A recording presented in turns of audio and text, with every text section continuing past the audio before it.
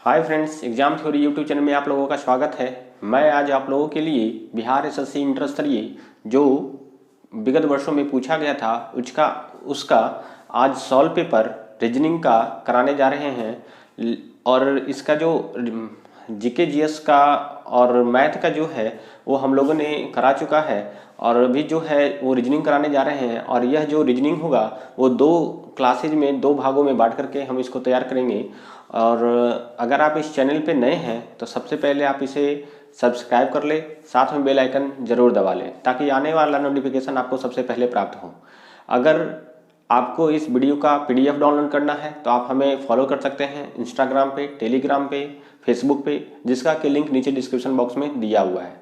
तो चलिए आज हम जो पिछले वर्षों में मतलब 19/1/2017 को जो परीक्षा हुई थी उसका रीजनिंग का आज कुछ क्वेश्चन जो दो भागों में बांट करके हम तैयार कर रहे हैं, उसका एक भाग आज होगा जो आप लोगों के लिए मैं लेके आया हूं।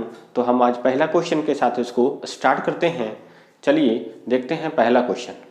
तो चलिए आज देखिए पहला क्वेश्चन जो आपके स्क्रीन पे दिख रहा होगा और हमने इसको कोडबद्ध करने की कोशिश किया है, लिखने की छोटी सी भाषा में लिखने की कोशिश किया है कि देखिए पहला क्वेश्चन में कहता है कि 134 का अर्थ है अच्छा और स्वादिष्ट, और कहता है उसके बाद 478, 478, 478 का जो अर्थ है उसका मीनिंग दे रहा है कि अच्छा पिक्चर देखो। अब है कि 729 का जो है वो अर्थ है बता रहा है क्वेश्चन में पिक्चर धुंधली है।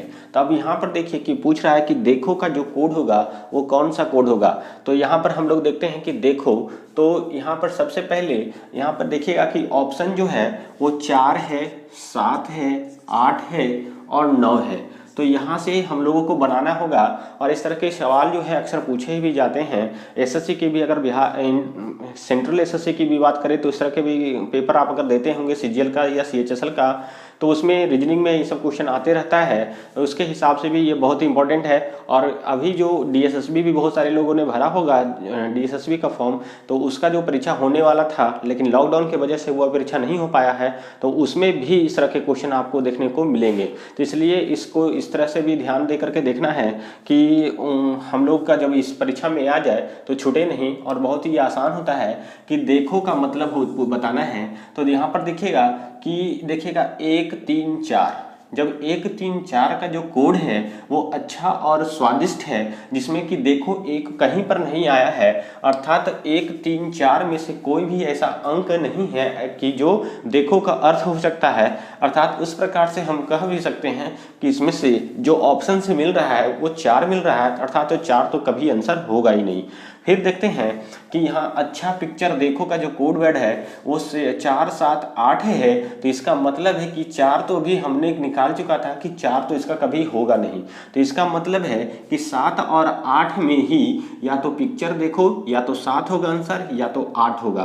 तो या तो आंसर 7 होगा या तो आंसर 8 होगा। 9 भी कंफर्म हो गए कि 9 नहीं होगा। अब देखते हैं कि 7 2 9 का जो अर्थ है पिक्चर धुंधली है। यहाँ भी 7 मिला, यहाँ भी 7 मिला, तो यहाँ पर जो मिल रहा है वो पिक्चर मिल रहा है। तो यहाँ पर जो शब्द मिल रहा है वो पिक्चर मिल रहा है। और यहाँ पर जो अंक मिल रहा है कॉमन, वो कॉमन क्या है? 7 है। अर्थात हम कह सकते हैं कि पिक्चर का जो कोड होगा वो 7 होगा। लेकिन हमें पिक्चर का कोड नहीं पूछ रहा है, हमें देखो का कोड बताना है। तो इस प्रकार से अब जान गए थे कि 4 इसका होगा नहीं, 7 होगा नहीं, तो होगा कौन सा? देखो का कोड क्या होगा? वो क्या होगा? 8 होगा। अच्छा देखिए यहाँ से हम लोग इस प्रकार से यहाँ से भी बता सकते थे कि अच्छा इसमें और अच्छा इसमें दोनों में कॉमन है, और इसमें जो कॉमन है वो 4 है। अर्थात 4 का जो कोड होगा वो अच्छा होगा। 4 का जो कोड होगा वो अच्छा होगा। 7 का कोड हमने निकाला, वो क्या निकाला? पिक्चर निकाला। और इस प्रकार से 8 का जो कोड निकला वो क्या निकला? देखो निकला। और यहाँ से 9 का जो अर्थ निकलेगा, और 2 और 9 का जो अर्थ निकलेगा, इसी दोनों में से कोई एक होगा, जो हम लोग अभी कंफर्म इसके बारे में नहीं बता सकते हैं कि 2 का अर्थ क्या होगा, 9 का अर्थ क्या होगा। कहने का तात्पर्य यह है कि यह जो है आसानी भाषा में हम लोग कह सकते हैं कि 4 जो है यहाँ पे दोनों कॉमन था, इसके कारण अच्छा यहाँ पे कॉमन मिला, तो 4 का कोडिंग जो हो गया वो अच्छा हो गया। साथ साथ यहाँ पे कॉमन मिला, तो इस दोनों लाइन में पिक्चर शब्द जो है वो कॉमन मिला, अर्थात 7 का जो कोड है वो पिक्चर है। अब इसके बाद 4 और 7 छट जाता है तो बचता है केवल 8 और यहाँ बचता है देखो। इस प्रकार से हम कह सकते हैं कि 8 का जो है वो कोड क्या होगा, वो 8 होगा, अर्थात ऑप्शन जो होगा वो ऑप्शन नंबर सी सही आंसर होगा। तो चलिए बढ़ते हैं हम लोग अगले क्वेश्चन की तरफ। अब देखते हैं क्वेश्चन नंबर, अगला क्वेश्चन जो है वो दूसरा क्वेश्चन जो इसमें से कहता है रोज का जो है वो कोड दिया है 6821 और चेयर का कोड दिया है 73456। तो हम लोगों से पूछा जा रहा है सर्च का जो कोड होगा वो कौन सा कोड सही होगा, और इसमें से 4 ऑप्शन दिए हुए हैं, वो 4 में से एक हमारा सही है। तो देखते हैं कि चेक करते हैं कि कौन सा होगा। तो सबसे पहले हम सबका कोड निकालेंगे। तो यहाँ पर देखते हैं R है और यहाँ पे भी R है, और R का दोनों जगह जो है वो कोड है वो 6 है, अर्थात यहाँ पे जो R है उसका कोड क्या होगा, वो 6 होगा। उसके बाद उसी प्रकार से O है, तो O का कोड जो है वो 8 है, लेकिन इसमें O का जिक्र कहीं नहीं किया है। तो यहाँ पर हम लोग देखते हैं कि A है, A का जो कोड है वो क्या हो जाएगा, वो CHAIR है, जिसमें से A का जो कोड है वो 4 है, तो यहाँ पर जो होगा वो 4 हो जाएगा। ठीक उसी प्रकार से CH का जो कोड होगा वो 7 और 3 होगा। ठीक उसी प्रकार से E का जो कोड होगा SE का जो कोड होगा वो 2-1 होगा। इस प्रकार से ये 2-1 हो गया, यानी कि सारे जो लेटर हैं उसके अंकों के द्वारा कोडबद्ध किया गया है। अब उस कोडबद्ध को हम लोगों को पहचानना था और सीधा सीधे इसका जवाब देना था कि किस लेटर का कौन सा अंक जो है वो कोडवर्ड है, तो वही कोडवर्ड को हम लोग को पहचानना था और इसका आंसर देना था। तो इस प्रकार से हमने जो इसका आंसर निकाला वो 214673 है, 214673। तो देखिए कौन सा ऑप्शन सही है, तो 214673 देखिए ऑप्शन नंबर दूसरा वो सही आंसर होगा। तो इस प्रकार से जो ऑप्शन नंबर बी है वो सही आंसर होगा। तो हम लोग अब अगले क्वेश्चन की तरफ बढ़ते हैं। देखिए नेक्स्ट क्वेश्चन, अब इसमें जो है वो सब वर्ड है और वर्ड का एक मीनिंग बताया जा रहा है कि एयर का मतलब है ग्रीन। अगर एयर को ग्रीन कहा जाता है, ग्रीन को ब्लू कहा जाता है, ब्लू को स्काई कहा जाता है, स्काई को येलो कहा जाता है, येलो को वाटर कहा जाता है, तो क्लियर स्काई को क्या कहा जाएगा। तो इस तरह से देखिएगा, अगर हिंदी में लिखा हुआ रहता है तो थोड़ा सा आदमी आराम से बना देता है। थोड़ा सा यहाँ पर ध्यान देना है कि कहीं पे क्लियर स्काई का जिक्र नहीं किया है। यहाँ पर जो है वो क्लियर स्काई के बारे में पूछ रहा है, तो थोड़ा सा इसमें परेशान नहीं होना है, कंसंट्रेट रहना है कि देखिए क्या यहाँ पे हवा, एयर है, हवा को क्या कहा जाता है, तो ग्रीन यानी हरा कहा जाता है, हरा को ब्लू अर्थात नीला कहा जा रहा है, नीला को स्काई कहा जा रहा है, स्काई को येलो कहा जाता है और येलो को वाटर कहा जा रहा है। तो पूछ रहा है इसमें से कि क्लियर स्काई, तो स्काई का मतलब येलो नहीं, स्काई का मतलब नहीं पूछ रहा है, ये क्लियर स्काई का पूछ रहा है, अर्थात इसका मतलब है आसमान का जो रंग है वो नीला होता है, तो नीला को क्या कहा जाएगा। तो इस प्रकार से हम लोग ब्लू का अर्थ जो होता है वो स्काई दिया हुआ है, वो नीला, क्लियर स्काई जो होता है वो नीले रंग का होता है, तो यहाँ जो ब्लू है वो क्या हो जाएगा, उसका आंसर वो स्काई हो जाएगा। तो इसलिए हम लोग इसका आंसर जो है क्लियर स्काई का आंसर जो है स्काई बताएंगे, ना कि येलो बताएंगे। तो स्काई बताएंगे तो सही आएगा। अगर आप येलो बता दीजिएगा तो इसका आंसर क्या हो जाएगा, वो गलत हो जाएगा। क्यों गलत हो जाएगा कि यहाँ पे जो दिया है वो स्काई के बारे में नहीं पूछ करके क्लियर स्काई के बारे में पूछ रहा है। तो क्लियर स्काई जो होता है वो क्या होता है कि आसमान का रंग जो होता है वो नीला होता है। तो ठीक उसी प्रकार से यहाँ पे जो उसको थोड़ा सा ध्यान देना था, और कोई बात नहीं है, बहुत ही आसान क्वेश्चन है। चलिए हम लोग आगे बढ़ते हैं। अब देखते हैं नेक्स्ट क्वेश्चन, जिसमें कह रहा है कि अगर कोड जेड का जो है वो वैल्यू दिया हुआ है, जेड बराबर 2197 अर्थात 2197 2197, और आर का जो बराबर दिया हुआ है वैल्यू वो 729 है, तो जेड बराबर क्या होगा। तो अब यहाँ से हम लोगों को ध्यान देना है कि हम लोगों ने इंग्लिश में अगर लेटर है तो उसका कोडवर्ड है हम लोग कर रखे हैं, जैसे ए का वैल्यू 1 होता है, बी का 2, सी का 3, डी का 4, ऐसी डॉट डॉट डॉट डॉट आगे बढ़ते रहते हैं, और जेड तक 26 अक्षर होता है, तो टोटल 26 उसमें है। तो एक सीधा एक उल्टा दोनों तरफ से उसको याद रखना होता है हम लोगों को। तो यहाँ पर जो है वो जेड का जो कोड होता है वो हम लोग लोग को पता है कि 26 होता है। क्या होता है? 26 होता है। तो अब यहाँ पर देखिए 2197 लिखा है, तो 2197 कैसे लिखा है? तो 26 का अगर आधा कर देते हैं तो वो 13 होता है, और 13 का जब क्यूब करते हैं तो यहाँ पर 13 का क्यूब जब करेंगे तो 13 का क्यूब जो आएगा वो क्या आ जाएगा? 2197 के बराबर आ जाएगा। ठीक उसी प्रकार से R जो होता है वो कौन सा अक्षर होता है? तो R जो होता है वो 18वां अक्षर होता है, तो उसका आधा जो होगा वो 9 होगा, और 9 का जो क्यूब करेंगे तो यहाँ जो आएगा वो 729 आएगा। ठीक उसी प्रकार से J है, तो J जो होता है तो हम लोगों को पता है कि J जो है वो 10वां अक्षर है, जिसे आप अपने हाथ पे गिन के भी बता सकते हैं, या अगर याद होगा तो बहुत अच्छी बात है। तो यहाँ से देखते हैं 10/2, इसका जो आधा आएगा वो 5 आएगा, और 5 का जो क्यूब आएगा वो क्या आ जाएगा? 125 आएगा। तो इस प्रकार से हमारा जो सही आंसर होगा वो 125 आंसर सही है। तो यहाँ जो ऑप्शन नंबर जो होगा वो ऑप्शन आपका जो है वो डी है, वो सही आंसर बता रहा है। तो इस प्रकार से इस क्वेश्चन का आंसर, सही आंसर जो होगा वो डी होगा। अब हम लोग नेक्स्ट क्वेश्चन की तरफ बढ़ रहे हैं। देखिएगा, कहता है कि चेन्नई से और पुडुचेरी के बीच 10 टैक्सी चलती है, और कितने तरीके से एक्स चेन्नई से पुडुचेरी जाकर भिन्न कहता है टैक्सी द्वारा वापस आ सकता है। तो टोटल 10 टैक्सी चल रहा है। तो यहाँ पर से हम लोग देखते हैं तो इसके ये हो जाएगा 10, और इधर से जो होगा वो इंटू 9 हो जाएगा, एक कम जाएगा, अर्थात टोटल जो होगा संख्या 10 × 9 अर्थात 90 होगा। तो इसका जो आंसर होगा वो 90 के बराबर होगा, अर्थात ऑप्शन ए जो होगा इसका सही आंसर होगा। जितनी भी टैक्सी हो उसमें एक कम कर देते हैं। जैसे कभी हाथ मिलाने वाली संख्या जो आता है कि अगर 10 आदमी है और एक दूसरे से हाथ मिलाता है तो उसमें टोटल हाथ मिलाने की संख्या क्या होगी? तो जितने आदमी हैं उसमें एक कम करके उसको मल्टीप्लाई कर देना रहता है, तो 10 × 9 अर्थात 90 हो जाएगा, वहां भी उसका आंसर हो जाएगा। उसी प्रकार से यहाँ भी वही चीज कह रहा है। तो इस प्रकार से इसका जो आंसर होगा 10 × 9 अर्थात 90 होगा, तो इसका सही आंसर। चलिए हम लोग नेक्स्ट क्वेश्चन की तरफ बढ़ते हैं। चलिए देखते हैं, कहता है कि 9 अंकों मतलब 1 2 3 4 5 6 7 8 9, 1 से लेकर के 9 तक के अंक का प्रयोग करके 6 अंकों के प्रयोग में ला करके कितनी संख्याएं बना जा सकती है। अर्थात 1 से लेकर के 9 तक के अंकों का प्रयोग करना है, और हमें जो बनाना है वो 6 अंकों की संख्या बनाना है, 1 2 3 4 5 6। तो अब 6 अंकों की संख्या बनाना है, तो इसमें से टोटल कितनी संख्याएं जो है वो बन सकती है? टोटल ये जो है वो 6 अंकों की एक संख्या है। अब पहला बॉक्स है उसमें कितने अंक भरे जा सकते हैं? तो हम 1 से लेकर के 9 तक में तो 1 भी भर सकते हैं, 2 भी भर सकते हैं, 3 भी भर सकते हैं, 4 भी, 5 भी, 6 भी, 7 भी, 8 भी, 9 भी। तो यहाँ जो है वो टोटल कितनी संभावना बनती है? तो टोटल 9 संभावना बनती है।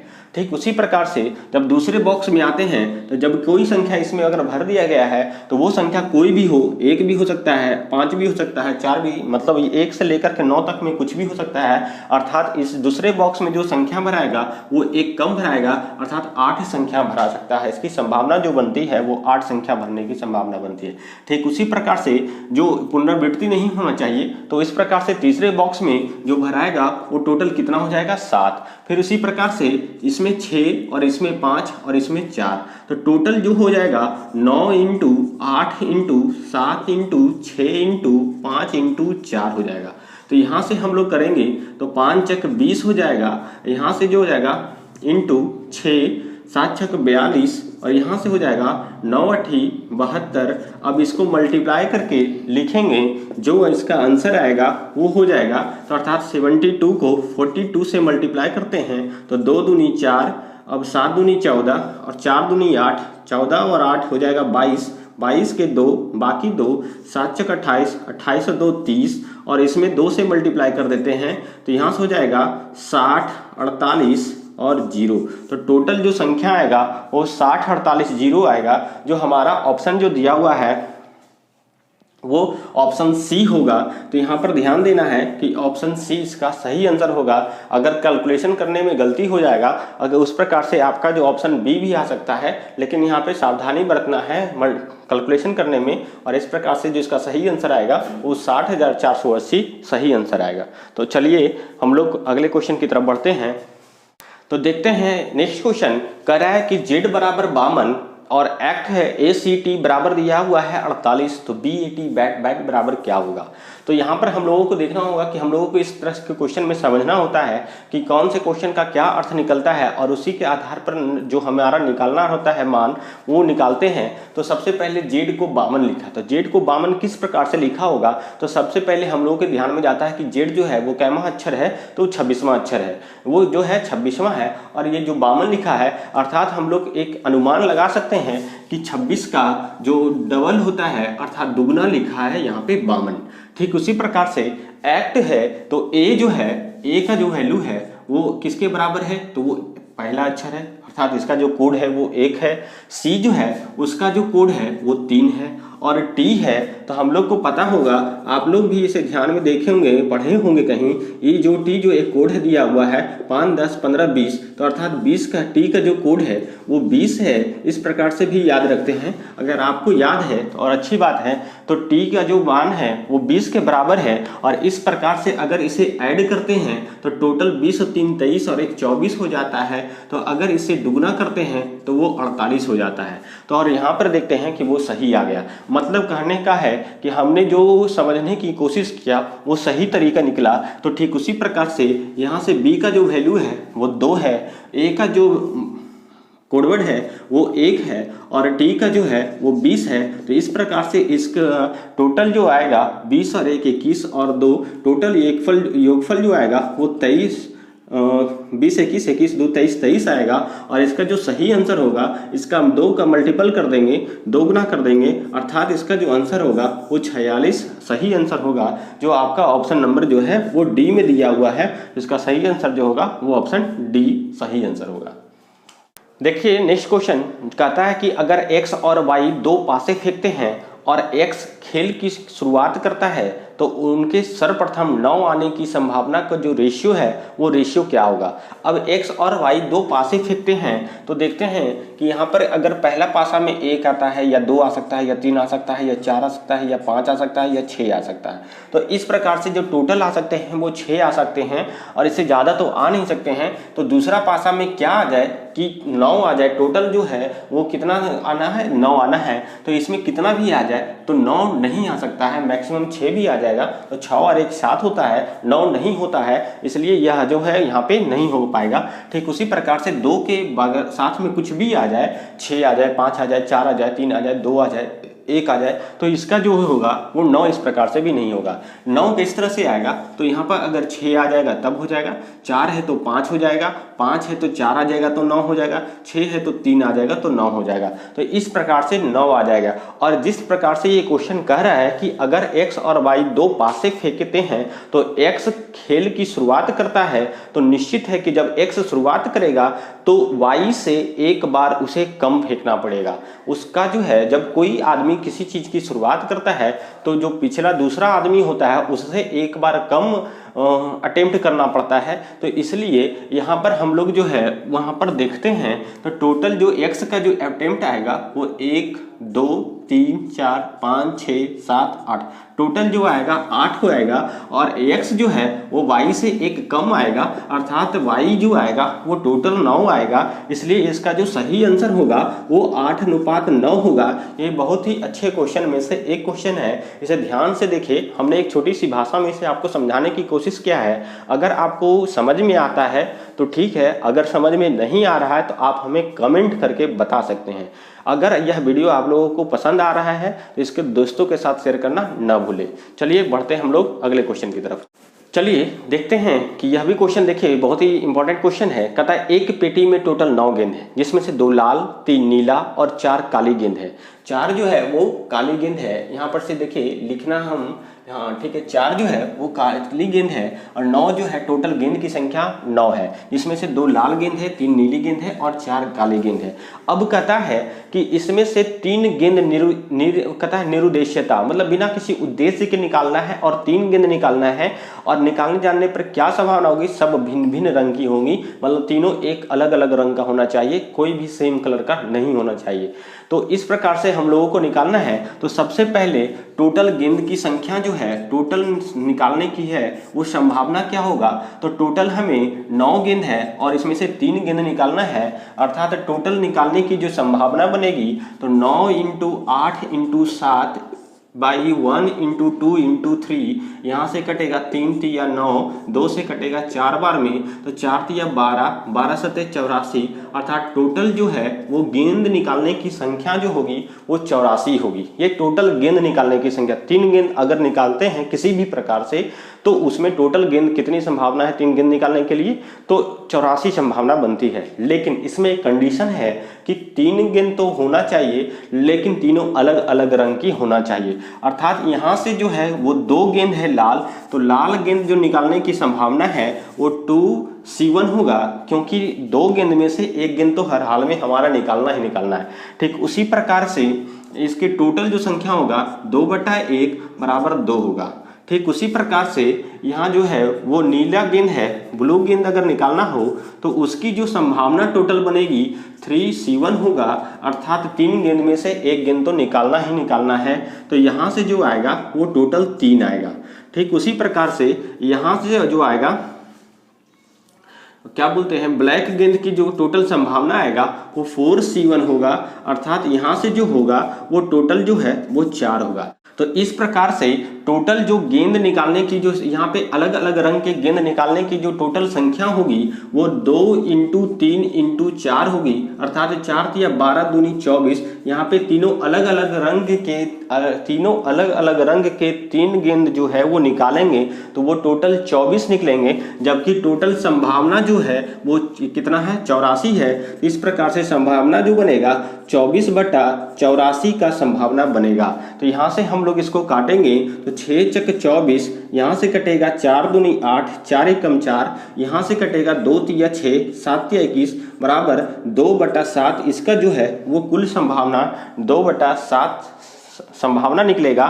तो इसका जो सही आंसर आएगा 2/7 आएगा, जो कि आपके ऑप्शन में दिया हुआ है वो सही आंसर होगा। देखिए यह जो है प्रश्न वो कहता है कि आकृति पे आधारित है, जो कि आपको स्क्रीन पर दिख रहा होगा। हमने एक छोटा सा तरीका लिया है, उसको बोर्ड पे बनाए हैं। हो सके हमारे बनाने में टेढ़ा मेढ़ा बन गया, अच्छा तो बना नहीं है, फिर भी हमें फिगर से मतलब नहीं, इसे समझाने से मतलब है और आप लोगों को समझ में आना चाहिए। तो चलिए हम लोग देखते हैं क्वेश्चन कि इसका आंसर क्या होगा। तो यहाँ पर देखिएगा कि एक घड़ी भी समझ सकते हैं, तो 2 कांटा है और वो अपना डायरेक्शन हर तरफ बदल रहा है। तो पूछता है कि नेक्स्ट बार जो होगा उसका जो डायरेक्शन होगा वो किस दिशा की तरफ होगा।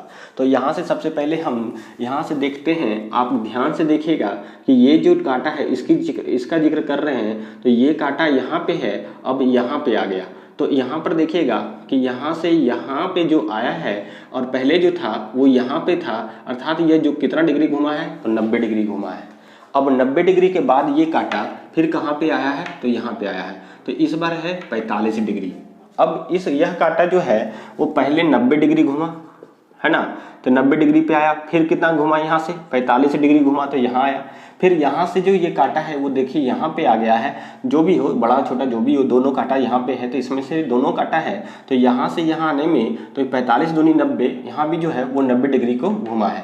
तो इस प्रकार से यहाँ जो से है फिर यहाँ पे आता है, देखिए ये कांटा यहाँ से यहाँ गया है, अर्थात यह जो कांटा है वो फिर 45 डिग्री घुमा है। तो हम लोग देख रहे हैं कि यह कांटा 90 45 90 45 यहाँ पे फिर आया है, यहाँ से देखिएगा 45 है ना, कि यहाँ पर क्या था 90, अब 90 के बाद कितना आया 45, यहाँ से यहाँ पे था सॉरी यहाँ से 90 डिग्री आया, 90 के बाद कितना आया 45 डिग्री आया।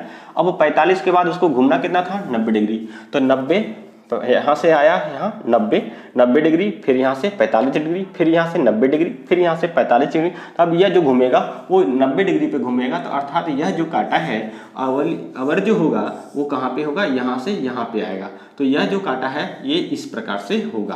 तो एक कांटा के बारे में तो हमारा पता चल गया कि वो क्या होगा, वो इस डायरेक्शन में होगा। तो चलिए अब दूसरे कांटा की तरफ बात करते हैं, लेकिन उससे पहले फिर से एक बार समझने की कोशिश करते हैं कि जब हम इस कांटा का जिक्र कर रहे हैं तो यह कांटा वो वामावर्त घूम रहा है, अर्थात बायां घूम रहा है। बायां देख रहे हैं कि बायां घुमा है, वो एक बार 90 फिर 45 फिर 90 फिर 45 फिर यहाँ से 90 45, तो 45 यहाँ हो गया था था और 90 उसको घूमना था, तो 90 यहाँ पे आएगा।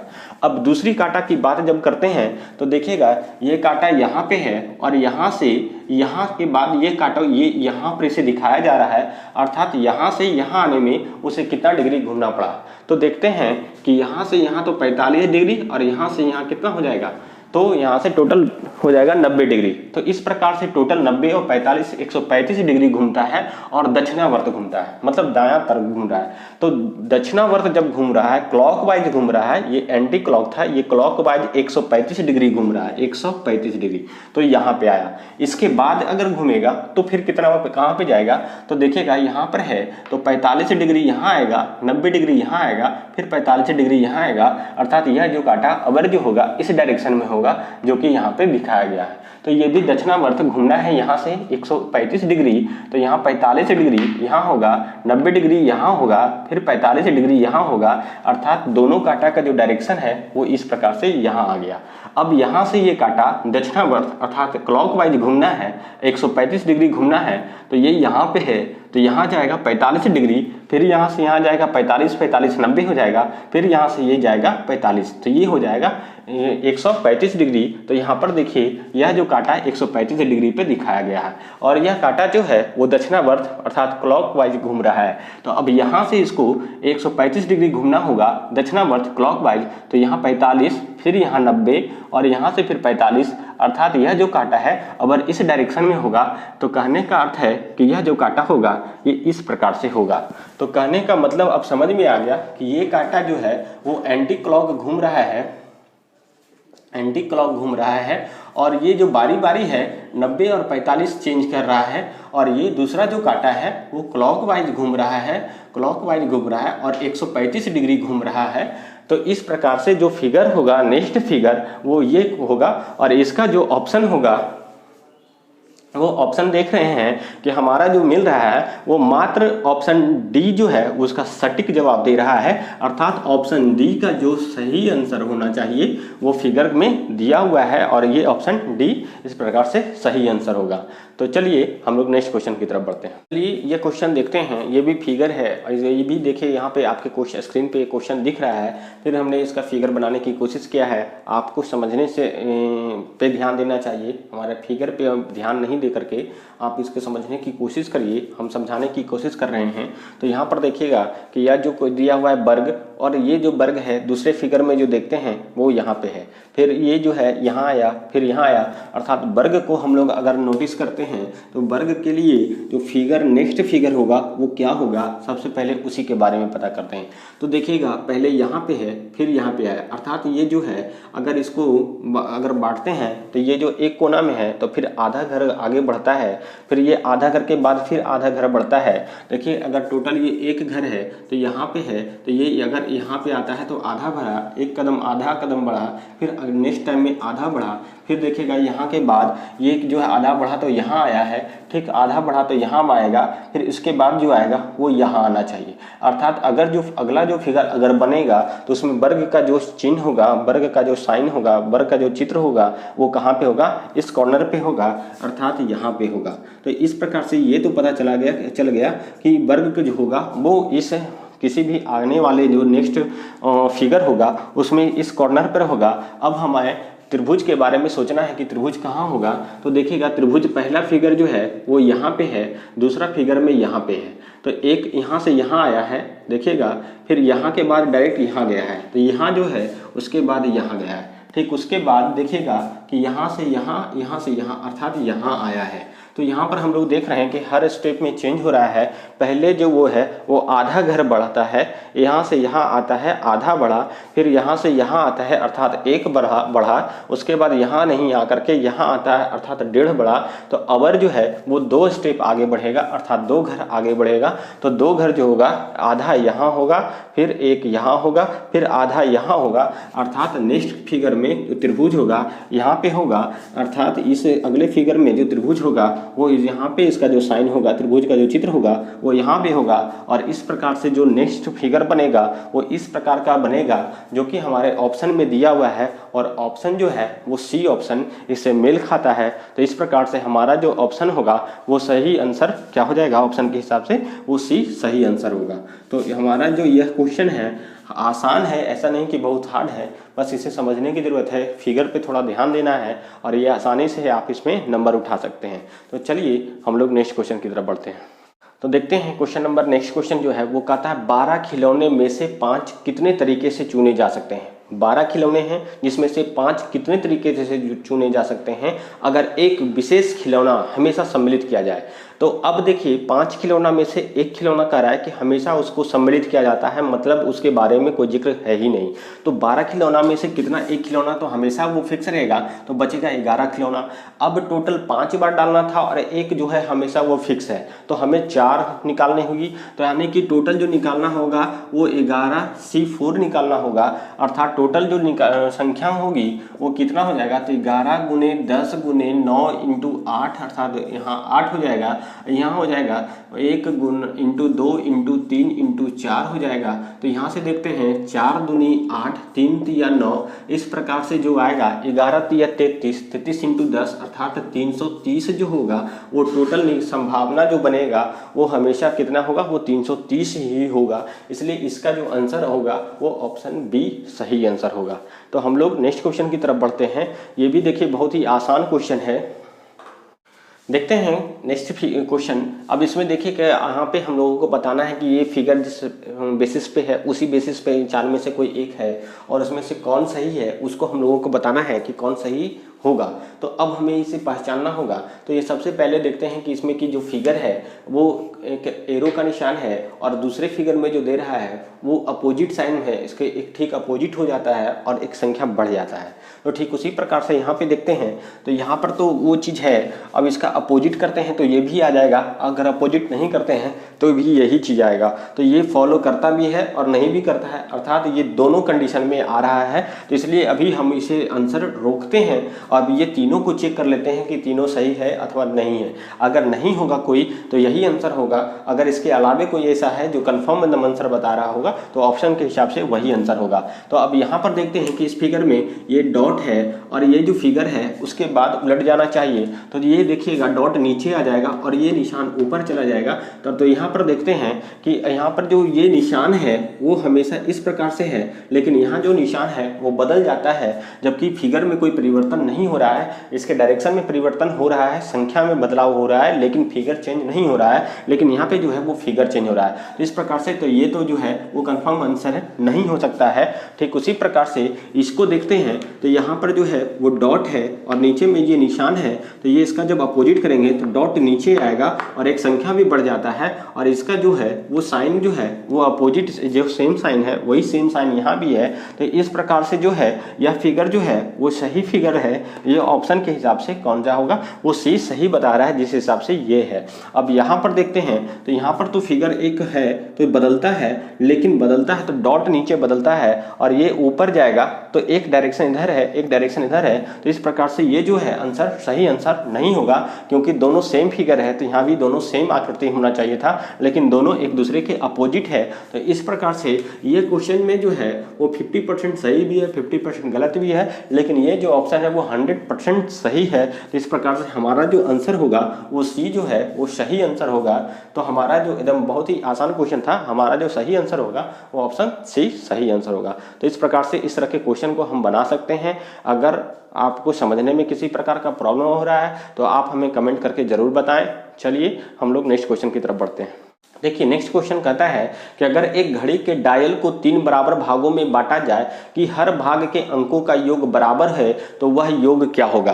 तो एक घड़ी के डायल को 3 बराबर भागों में बांटना था, तो यहाँ पर 3 बराबर भागों में तो पहले तो देखिए 1 2 3 4 5 6 7 8 9 10 11 और 12 इतना तक अंकित रहता है। अब इसको हम लोगों को इतने डायल होते हैं, अब ये सभी को ऐड करते हैं तो यहाँ पर देखिएगा तो प्रथम पद प्लस अंतिम पद बटा 2 इंटू टोटल जो नंबर है वो 12 है। इस प्रकार से हम लोग इसका जो सम निकालेंगे वो आएगा कितना, 6 आएगा। यहाँ से 13 इंटू 6 आएगा, अर्थात टोटल जो आएगा वो 78 आएगा।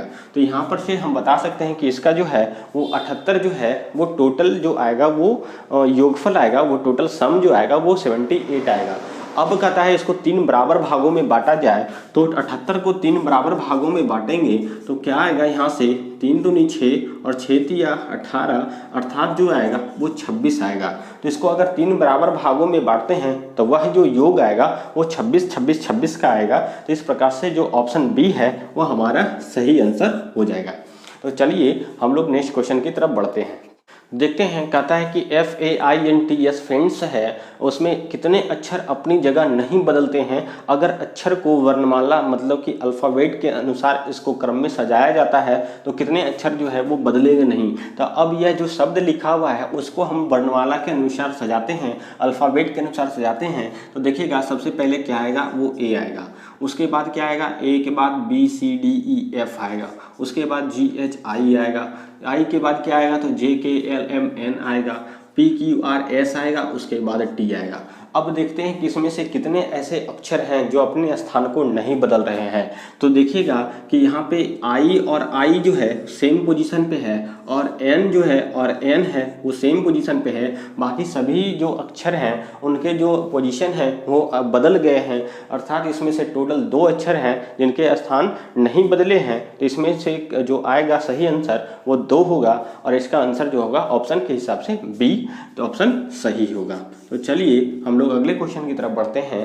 कहता है कि एक आदमी, कहता है हर एक तस्तरी में 9 मूंगफली रखता है और 2 तस्तरी खाली रह जाता है।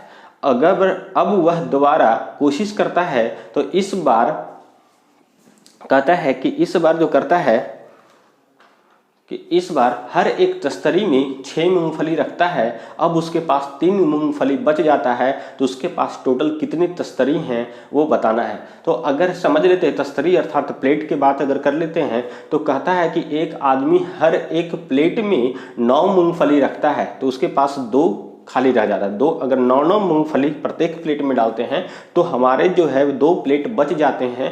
अगर दोबारा कोशिश करते हैं और इस बार प्रत्येक प्लेट में 6 मूंगफली डालते हैं तो हमारे पास 3 मूंगफली बच जाते हैं। तो इसमें टोटल प्लेट की संख्या क्या है सो बताना है।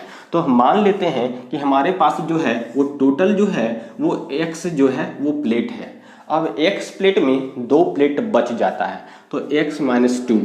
अब टोटल जो है 2 प्लेट बच गया। अब ये जो प्लेट है उसमें जो है मूंगफली जो डाला गया है वो प्रत्येक प्लेट में 9 मूंगफली डाला गया है, अर्थात 9 से मल्टीप्लाई कर देंगे तो टोटल मूंगफली की संख्या निकल जाएगी।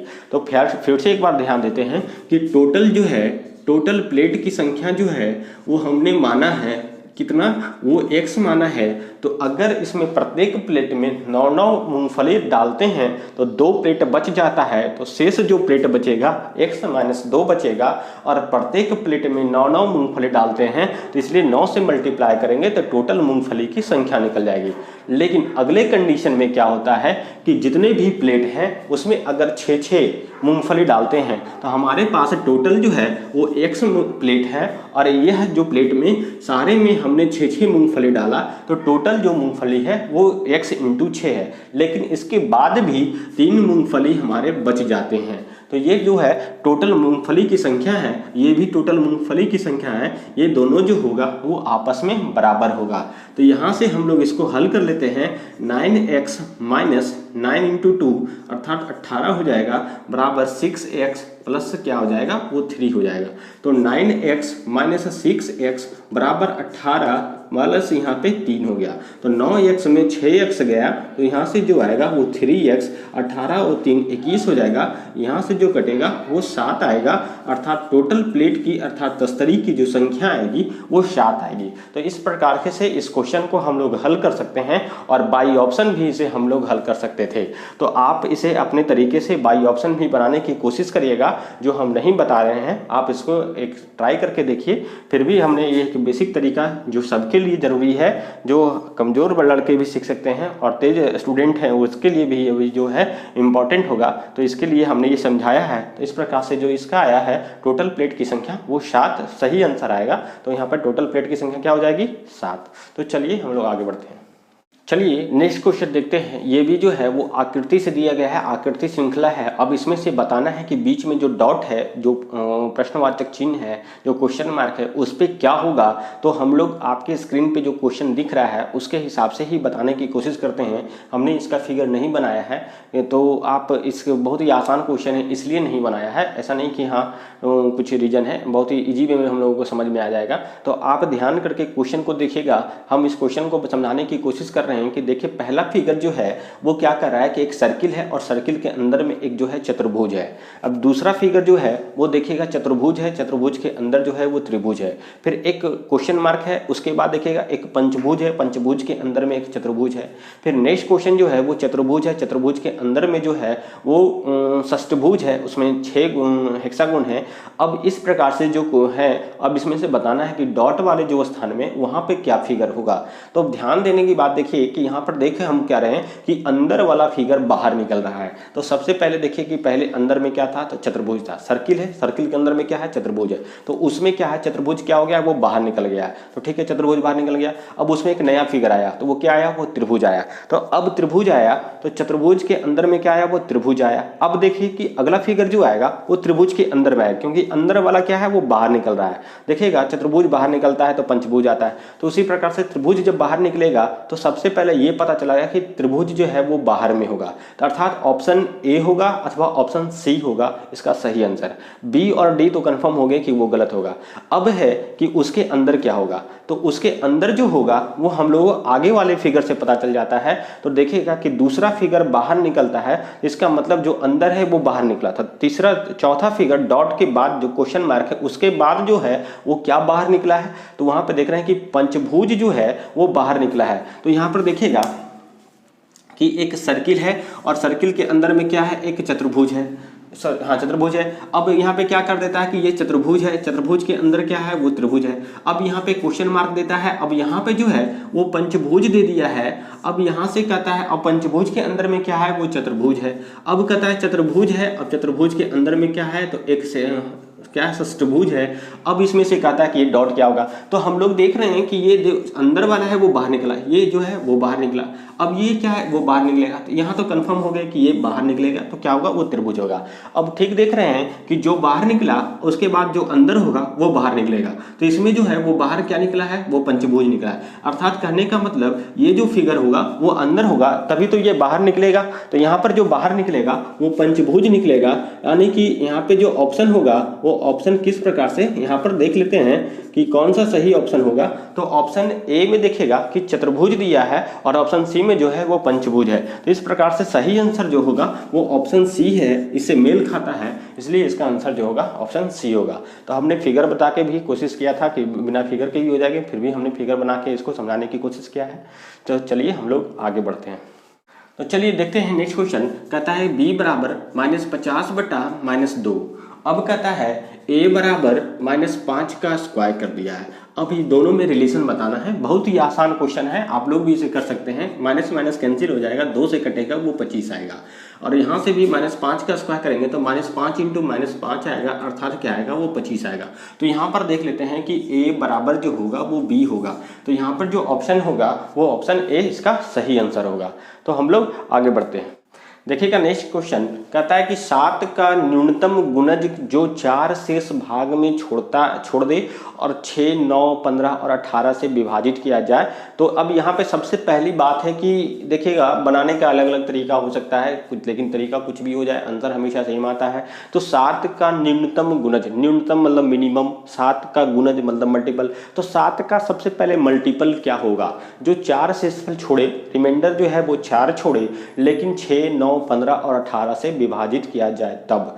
तो अब सबसे पहले कि 7 का वो मल्टीपल होना चाहिए, ये पता चला गया। तो ये पता चल गया कि 7 का जो मल्टीपल होगा, तो यहाँ से 7 का मल्टीपल है, नहीं है। तो इसको आगे पढ़ने ना बनाने से क्या फर्क पड़ता है, सबसे पहले वही चेक करते हैं। 7 का मल्टीपल है तो देखते हैं कि 7 का मल्टीपल ये भी नहीं है।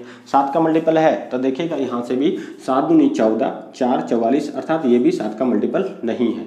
अब ये जो है वो 7 × 5 = 35, 7 का मल्टीपल है। तो सबसे पहले ये तो पता चल गया कि हाँ ये 7 का मल्टीपल है। अब नहीं आगे भी चेक करते हैं, आगे वाला कंडीशन, तब भी हमारा आंसर यही होगा।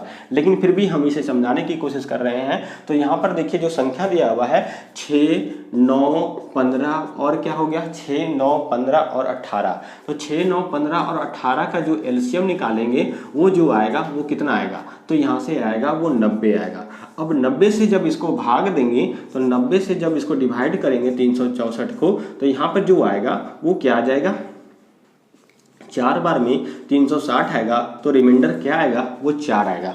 तो इसमें में तो 90 इंटू यहाँ पे 90 इंटू 1 प्लस 4 करते तब चेक करते तो 94 जो कि यहाँ पे दिया हुआ है। फिर 90 इंटू 2 प्लस 4 करते तो 90 दूनी 180, 180 प्लस 4 करते 184।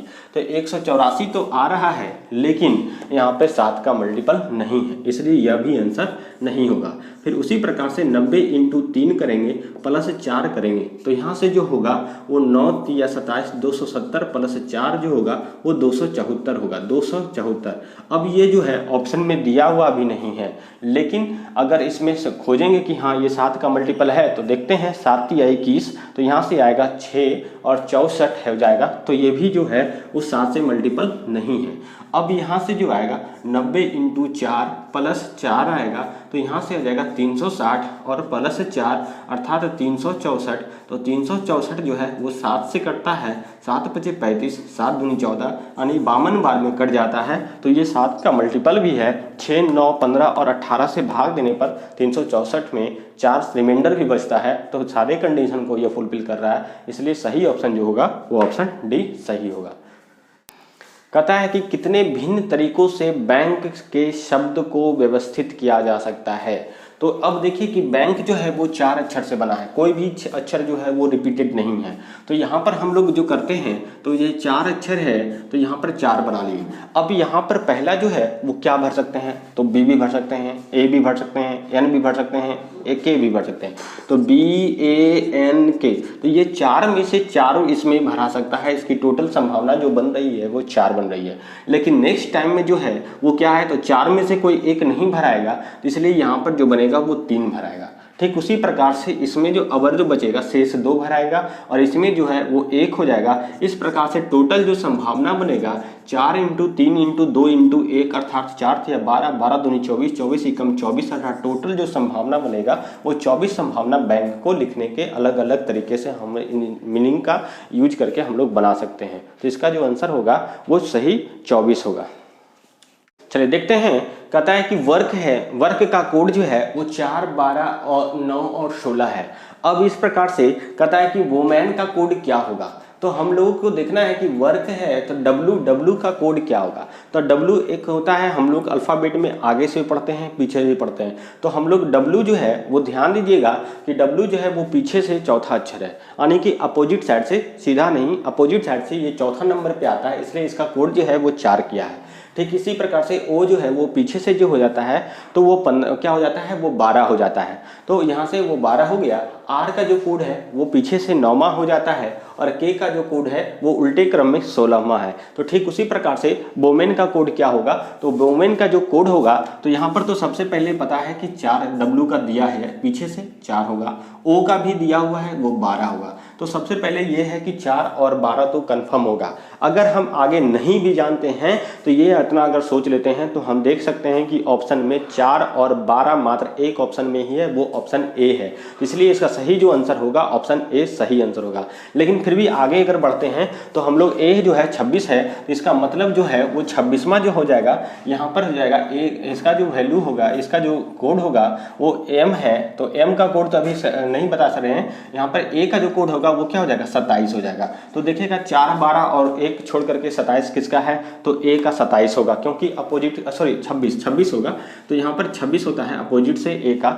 ठीक उसी प्रकार से एम है, तो एम का जो कोड होगा वो 14 होगा अपोजिट से, तो टोटल 14 हो जाएगा। ठीक उसी प्रकार से एन का कोड जो अपोजिट होता है वो 13 होता है, तो यहाँ से 13 होता है। कहने का अर्थ है कि हम लोग अगर इसे अपोजिट तरीके से, तो आप अगर रीजनिंग पढ़ते हैं, रीजनिंग बनाने के लिए जाते हैं, तो आपको ये अल्फ़ाबेट का क्रमबद्ध और एक होता है उल्टा क्रमबद्ध तरीके से, दोनों तरीके से आपको कोड याद रखना होगा कि इसका अपोजिट और एक सीधे क्रमबद्ध तरीके से क्या कोड है। तो ये दोनों अगर आप याद रखते हैं तो बहुत सारे ऐसे सवाल परीक्षा में पूछे जाते हैं इस बेसिस पे, तो आपका जो है वो आंसर आसानी से आ जाएगा, नहीं तो आपका थोड़ा समय लग जाएगा, लेकिन गलत नहीं होगा। चलिए हम लोग आगे बढ़ते हैं। कहता है क्वेश्चन कि ड्राइवर का कहता है कोड जो है वो 12 है, यहाँ पे पेडिस्ट्रियन का है 20 है और एक्सीडेंट का 16 है, तो कार का कोड क्या होगा। तो यहाँ पर देखते हैं कि 1 2 3 4 5 6, तो 6 का लिखा 12, यहाँ से 1 2 3 4 5 6 7 8 9।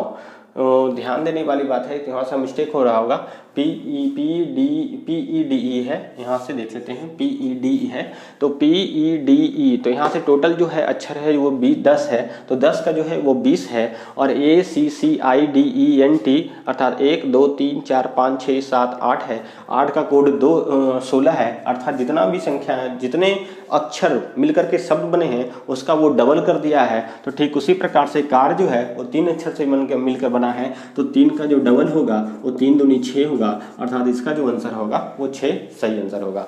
अब आगे बढ़ते हैं, हम देखते हैं नेक्स्ट क्वेश्चन कहता है 2 बालिग और 2 बच्चों के लिए एक संग्रहालय के टिकट को कीमत जो है वो 24 रुपया है। तो यहाँ पर कहता है 2 बालिग है, 2 बालिग है, अब 2 बालिग और 2 बच्चे हैं जिसका जो है टिकट है वो कितना है, वो 24 रुपया है। कितना है, 24 रुपया है। अब कहता है कि यदि एक बच्चे के टिकट का मूल्य, कहता है कि एक बच्चे का जो है वो टिकट का जो मूल्य है, वो एक बच्चे का जो टिकट का मूल्य है वो बता रहा है कि बालिग के टिकट के मूल्य का आधा है। तो बालिग के, कहता है बालिग के टिकट के मूल्य का आधा है। तो इस प्रकार से हम लोग कह सकते हैं कि एक बालिग जो है वो 2 बच्चे के बराबर है, एक बालिग 2 बच्चे के बराबर है। तो अर्थात यहाँ से 2 बालिग प्लस 2 बच्चे बराबर 24 रुपया का टिकट लगता है, 24 रुपया का टिकट लगता है। तो यहाँ पर 2 बच्चे जो है वो एक बालिग के बराबर हो जाएंगे, तो 2 बच्चे, तो ये बालिग के बराबर हो जाएंगे, एक बालिग के बराबर हो जाएंगे, तो 2 बालिग और 1 बालिग, तो 3 बालिग हो जाएंगे, तो 3 बालिग बराबर 24 रुपये का टिकट है। तो यहाँ से 8 बार में कटेगा, तो एक बालिग का जो है वो टिकट जो बचेगा वो 8 रुपया आएगा, अर्थात एक बालिग का जो टिकट का मूल्य होगा वो 8 रुपया होगा। तो इसका जो सही आंसर होगा वो 8 रुपया सही आंसर होगा। चलिए हम लोग नेक्स्ट क्वेश्चन की तरफ बढ़ते हैं, देखते हैं। कहता है कि आरोही क्रम अर्थात असेंडिंग ऑर्डर में इन्हें लिखना है, और इस पे हमने एक छोटा सा वीडियो भी बनाया है जो एकदम पार्टिकुलर इसी के लिए बनाया है। तो आप अगर उसे विशेष रूप से अगर देखना चाहे तो आप उसे जाकर देख सकते हैं, हमारे नीचे डिस्क्रिप्शन बॉक्स में उसका लिंक दिया हुआ है, वहाँ से भी और हमारे प्लेलिस्ट में जाके भी। फिलहाल हम इसे देखते हैं कि अगर इस तरह के क्वेश्चन आ गया, इसमें से कभी बड़ी संख्या पूछ देगी, कभी सबसे छोटी संख्या पूछ देगी, या तो कभी कहेगा असेंडिंग ऑर्डर में लिखो या कभी कहेगा डिसेंडिंग ऑर्डर में लिखो। तो यहाँ पर जो सवाल है हमारा वो असेंडिंग ऑर्डर में है। तो हमें इस तरह के क्वेश्चन जब भी मिल जाए तो यहाँ पर हम लोग जानते हैं कुछ नहीं तो क्या है, वो 2 है। अगर कुछ भी नहीं लिखा हुआ रहता है तो उसका मिनिमम संख्या जो रहता है वो 2 रहता है। तो अर्थात 2, 3 और 4 का जो है वो एलसीएम लेंगे, तो 2, 3, 4 का जो एलसीएम आएगा वो 2, 3, 4 का जो एलसीएम आएगा वो 12 आएगा। तो यहाँ पर जो आया वो 12 आया। तो यहाँ पर हम लोग 12 बना देंगे सबको, तो यहाँ पर जो है वो 12 कर देते हैं, और यहाँ पे ये 2 है, तो 2 में कितना से भागा दे दें तो यहाँ पे बराबर हो जाए, तो यहाँ पर 6 से कर देते हैं, क्योंकि यहाँ पर वैल्यू बदलना नहीं चाहिए। अब यहाँ से यहाँ पर क्या कर देते हैं, वो 12 कर देते हैं, तो 4 है, तो यहाँ 3 था, तो 3 से भागा देंगे 12 में, तो वो 4 आएगा, तो यहाँ अर्थात 4 हो जाएगा। ठीक उसी प्रकार से यहाँ जो है वो 12 कर देते हैं, तो यहाँ 6 है, तो 4 तिया 12 हो जाएगा। इस प्रकार से 12 हो जाएगा, तो 2 पे पावर 6 जो होगा तो वो जो हो जाएगा 2, 2 गुने 2 गुने 2 गुने 2 गुने 2 हो जाएगा, अर्थात 2 दूनी 4, 4 दूनी 8, 8 दूनी 16, 16 दूनी 32, 32 दूनी 64, अर्थात इसका जो वैल्यू होगा ये 64 हो जाएगा। ठीक उसी प्रकार से 4 बार 4 है, तो 1, 2, 3 और 4 हो जाएगा, 4 चक 16, 4 चक 16, 16 इंटू 16 256 हो जाएगा, अर्थात इसका जो वैल्यू होगा वो यहाँ पर 256 हो जाएगा। अब यहाँ पे जो है वो 12 है, 6 का क्यूब है, तो 6 का क्यूब जो हो जाएगा वो 216 हो जाएगा। अब हम लोगों को पता है कि अगर सब एक समान हो गया, ये यहाँ देखिए इसका जो घात है, इसका जो पावर है वो अगर समान हो गया तो जो सबसे छोटी संख्या वो छोटी होगी, जो बड़ी होगी वो बड़ी होगी। तो इस प्रकार से अब इसे हम लोग समझा सकते हैं या बता सकते हैं कि सबसे छोटी संख्या जो है असेंडिंग ऑर्डर में सबसे छोटा फिर बड़ा लिखते हैं, इस प्रकार से उसे हल करते हैं। तो सबसे छोटा जो है वो 12 है और ये 64 है। उसके बाद इससे जो बड़ा होगा वो उसके जस्ट बाद ये होगा 216, तो 12 216 होगा और उससे जो बड़ा होगा वो 12 256 होगा। अर्थात यह जो वैल्यू है वो किसके बराबर है, तो इसका वैल्यू 2√2 के बराबर है और इसका जो वैल्यू है 3√4 के बराबर है और इसका जो वैल्यू है वो इसका वैल्यू 3 यहाँ पे 4√6 के बराबर है और इसका जो वैल्यू है वो 3√4 के बराबर है। और ये जो है इसका वो असेंडिंग ऑर्डर अर्थात बढ़ते क्रम में सजाया गया हुआ फॉर्म है। तो आप हमें इस प्रकार से देख करके अगर इसी में इसको कहता है डिसेंडिंग ऑर्डर में लिख के बताएं तो सबसे बड़ा फिर छोटा। इसी में अगर पूछ देता सबसे छोटी संख्या क्या है तो ये हो जाता, सबसे बड़ी संख्या क्या है तो ये है, बीच वाली संख्या है तो ये है। तो किसी भी तरीके से इसे हम लोग बना सकते हैं। और जैसा कि मैंने पहले भी कहा कि इस क्वेश्चन पे आधारित हमने एक स्पेशल वीडियो बनाया है, तो आप अगर उसे सीखना चाहते हैं तो आप उस पे प्लेलिस्ट में जा करके उसे खोज करके आप देख सकते हैं, जिसमें बहुत अच्छे तरीके से इसे समझाने की हमने कोशिश की है। तो चलिए हम लोग आगे बढ़ते हैं, देखते हैं। कहता है नेक्स्ट क्वेश्चन, कौवे की एक पंक्ति में ए बाएं से 10वां है, तो बाएं से और दाएं से कहता है बी जो है दाएं से 9वां है, तो अपनी जगह आपस में बदल लेने पर ए बाएं से 15वां हो जाता, तो पंक्ति में कुल कितने कौवे हैं जो बताना है। तो हम लोग देखते हैं, तो जैसा कि हम बता रहे हैं कि इस तरफ जो है मेरा जो है वो बायां है और ये दायां है। तो कहता है कि कौवे की पंक्ति में बाएं से ए जो है वो बाएं से कैमा स्थान पे है, तो ए बाएं से 10वां स्थान पे है और बी जो है वो मेरा ये दायां तरफ है, ये राइट हैंड साइड है और ये लेफ्ट हैंड साइड मेरा है, इसलिए लेफ्ट लिख देते हैं। और बी जो है वो दाएं से कैमे स्थान पे है तो 9वें स्थान पे है। तो बी अगर यहाँ पे होगा तो ये 9वें स्थान पे है, लेकिन दोनों आपस में अपने स्थान को अदला बदली कर लेते हैं, तो ए यहाँ आ जाता है और बी यहाँ आ जाता है। तो इस प्रकार से ए जो है वो बाएं से 15वां हो जाता है, तो यहाँ पर 10 था तो यहाँ पर आता है तो वो 15वां हो जाता है। तो इस प्रकार से टोटल पंक्ति में कुल कितने कौवे हैं सो बताना है। तो दाएं तरफ से यह स्थान 9वां आता है और बाएं स्थान से यह जो स्थान है वो क्या आता है, वो 15वां आता है। अगर दाएं तरफ से इस स्थान पे पहले बी था तो अगर काउंटिंग करते थे तो टोटल 9 आता था, और अगर बाएं तरफ से अदला बदली करने के बाद गिनते हैं तो ये ही स्थान पे ए आ जाता है, लेकिन उसकी जो हो जाता है काउंटिंग में संख्या 15 हो जाता है। तो इस प्रकार से टोटल जो हो जाता है, तो यहाँ पे टोटल जो संख्या आएगा 9 + 15 आएगा, लेकिन ये पोजीशन 2 बार ऐड हो रहा है तो उसमें से एक बार हमें माइनस कर देना होगा, अर्थात एक माइनस कर देना होगा। तो टोटल जो हो जाएगा 24 - 1 हो जाएगा, अर्थात कितना हो जाएगा, वो 23 हो जाएगा। तो इस प्रकार से हम लोग कह सकते हैं कि इस पंक्ति में टोटल कौवे की जो संख्या है वो कितनी है, वो 23 है। तो यह जो आंसर होगा वो 23 इसका सही आंसर होगा, तो ऑप्शन सी इसका सही आंसर है। तो चलिए, हमने आज एक रीजनिंग का जो प्रीवियस ईयर एसएससी इंटर स्तरीय परीक्षा में पूछे गए क्वेश्चन था उसका हमने एक कहता है कि वीडियो बनाए हैं, और इसका नेक्स्ट जो है और भी शेष जो बचा है उसको अगले वीडियो में हम लोग डालेंगे।